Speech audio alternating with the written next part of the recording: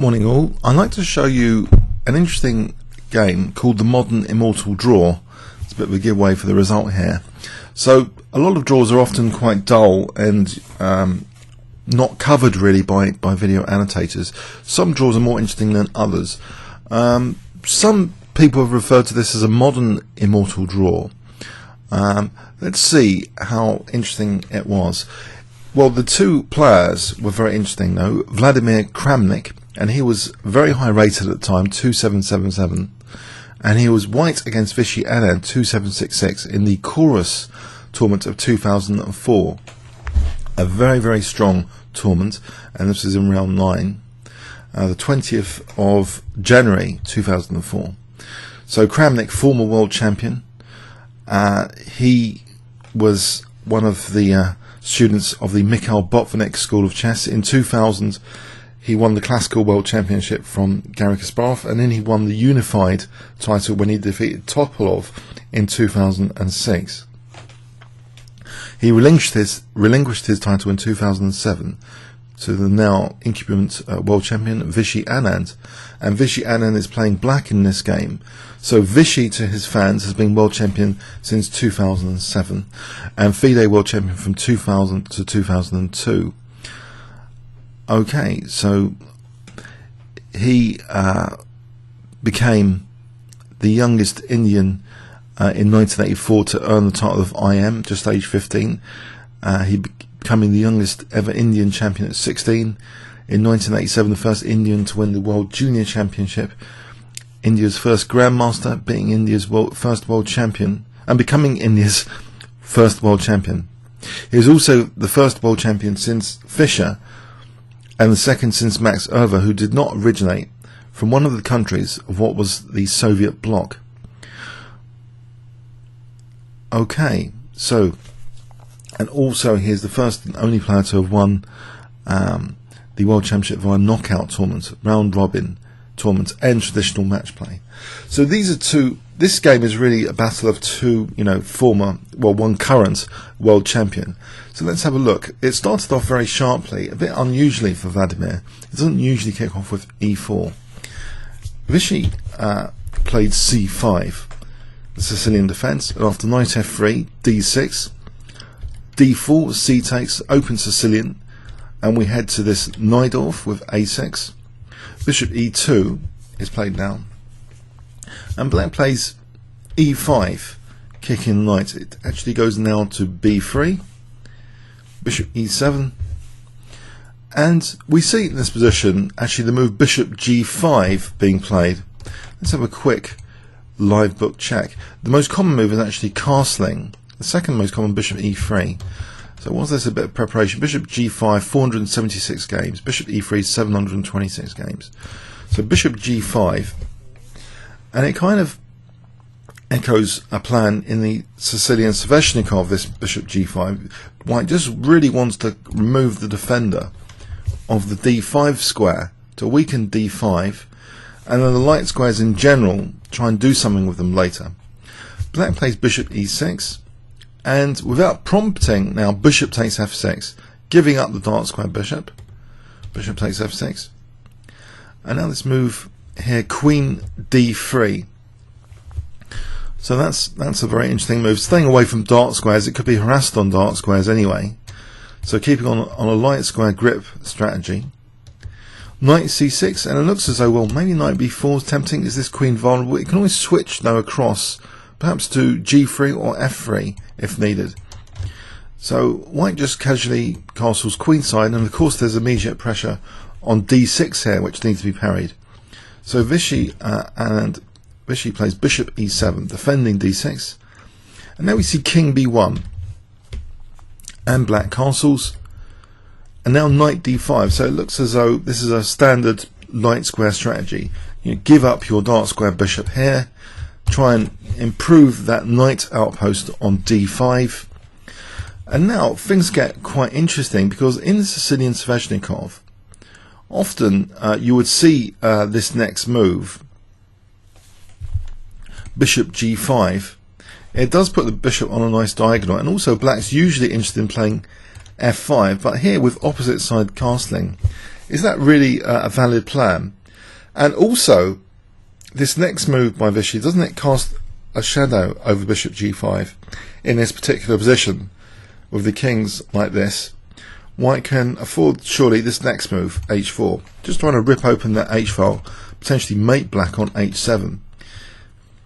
Vladimir here doesn't really want to move his bishop back to e7. I'm not sure what that would have achieved in terms of provoking weaknesses. And furthermore, and just check this, I think bishop h6 is not that appetizing because of g4 threatening g5. So really, he just takes the pawn here, and it looks quite dangerous to take this pawn with h7 potentially, you know, White's just lining up for h7 one day, maybe like this, for example. Okay, so how dangerous is this h-file? We see g3 now, and now the bishop drops back actually to f6, not minding knight takes and maybe queen takes d6. Let's have a quick look. Knight takes, queen takes. If queen takes d6 here, well, there's queen takes f2. That's a snag. So that's not too hot. So he's not minding knight takes f6. There's no problem with d6. We see queen f3 now. And guess White is actually, the key threat of White is rook takes h7 now, because this queen's got access to h5. If Black didn't do anything urgently, say he played b5, he gets smashed with rook takes h7. So say like this, check, and we would be mating Black, as we thought on the h-file. That is potentially dangerous h-file. So Black's got to be careful. And the move played now is bishop g5, and this makes rook takes h7 less effective because there's always bishop h6 now as a defense. So for example, here, if rook takes h7, king takes, check, we can play king g8, and here we can play bishop h6, and it's great for Black. It's okay, there's no problem. So okay, so bishop g5 with the queen on f3 is a very delicate move, because before that it wasn't as effective because White had f4. So very delicate moves with the bishop vibrating like this. Just to clarify that, you see here, if bishop g5 had been played, then f4 with tempo is quite useful, and that is undesirable to open the g file as well. So there's some precision moves just being played by the bishop here, that in this position bishop g5 is against rook takes h7, and there's no f4. So we see queen h5 here, h6 now, and now we see f4, and Black really doesn't want to take on f4 here. It'll be big trouble, just to show that clearly. Takes this position, White's threatening queen takes h6, crashing through. So okay, after f4 the bishop just drops back. So this bishop really has moved a lot of times, and Black seems to have been quite materialistic in taking on h4. I don't know how many players playing Black would have played like this normally. They're seemingly giving White an aggressive position here. Now this next move, knight d2, seems to be designed against bishop d5, that knight can use e4, that e4 square after ed. Black doesn't want to take on d5. Black played knight d4, and now we see bishop c4 getting out of the way of the knight, attacking it, and now rook c8, and now things get really intense on the queen side here. What if the bishop just dropped back? Is this really bad? Let's have a quick look. Then bishop takes d5, and if we take with the bishop here, then rook takes c2, and this looks to be quite good for Black now, this position. White's not immediately threatening anything too quickly. Maybe queen g6, but then Black can really speed up his own attack here. If White's threatening rook takes h6 and queen h7, Black can react very quickly with rook takes b2 check here. Takes. Now e takes f4. My engine's suggesting e takes f4, and this is very dangerous indeed. For example, just as an example, check, and actually f takes. That was unpinning actually. So that sort of thing, rook takes b2 is very, very good in this position.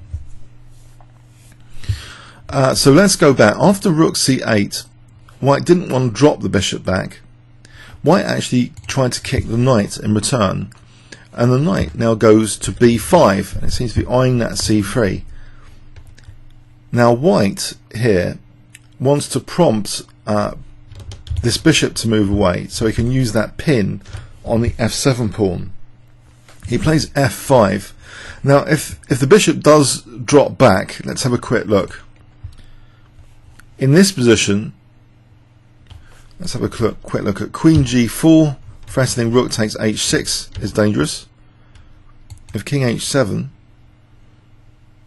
rook h5, the attack can really quite build up to menacing proportions quite quickly. It is quite dangerous. So Black's got to be careful about just retreating the bishop here.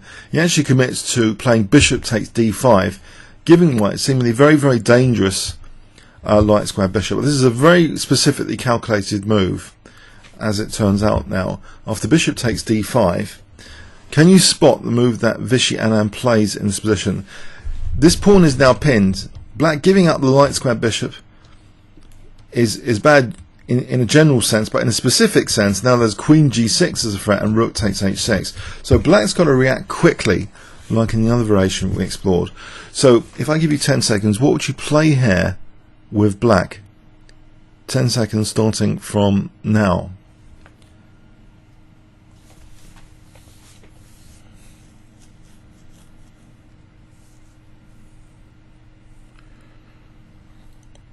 Okay, Vishy plays rook takes c3. Very interesting resource here. So what is going on? If this is taken, knight takes c3 check. Now let's have a quick look at king a1. This is bad because this bishop is actually very good on this diagonal potentially. After knight takes d5, if e takes, for example, check, and the queen and the bishop are coordinating quite well against the king, a5, and it's very, very difficult now to try and defend this position. Black's just clearly better here. So although you might think, well, the exchange, is it like the exchange down? But for pawn, it's 2 pawns for the exchange. And this is much nicer for Black, because also this diagonal can still be celebrated like this potentially. So even though the exchange down, it's for 2 pawns, and it's very dangerous for the white king still. And these pawns are a bit loose as well. So this sort of position is to be avoided. So rook takes c3, b takes c3. We examine king a1. The king doesn't want to be on the same diagonal as the bishop. If on king c2, keeping on a light square, the same kind of principle applies though. Knight takes d5 and queen b6, and here the rook can help the attack more quickly, and White has to play very precisely here to try and get away from this attack. If king d3, rook c8, if the king tries to run here, check, say king f2, rook c2, and this starts to be really quite too dangerous for White, this kind of position. We got the centre pawns rolling. It's a pretty dangerous position, and Black should at least be able to get a draw by perpetual. So okay, if we go back after rook takes c3, it doesn't seem that appetizing to take the rook. One last possibility, if we go king b2, again not knight takes d1, but trying to activate the bishop is the key here on the diagonal. So knight takes d5 again, and this directly, this much more clearly favours Black actually, this position with a5 here apparently. So queen e2, check, really celebrating that bishop. a4. Black will be better in this position, in this type of position, with this manoeuvre mentioned before, that Black's potentially playing queen e7 and getting this very important battery in this position on the dark squares.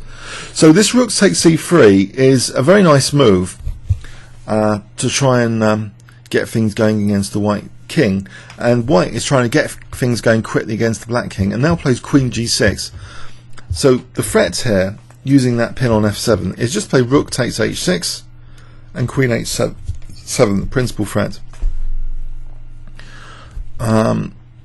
Okay, so what does black play in this position? Well, Vishy just plays now queen b6, and this introduces, well, there's a pin here, there's a pin here, but there's a pin here because of check, and now the rook's, you know, cutting the king from c1, so this could be a perpetual with check and check.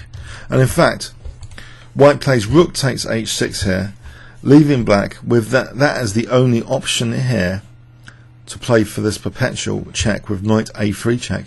And in fact, both players just shook hands here, they didn't play on, so check could have been played just to demonstrate to spectators, check, and you get perpetual with the knight. And okay, some of you might think that's quite interesting.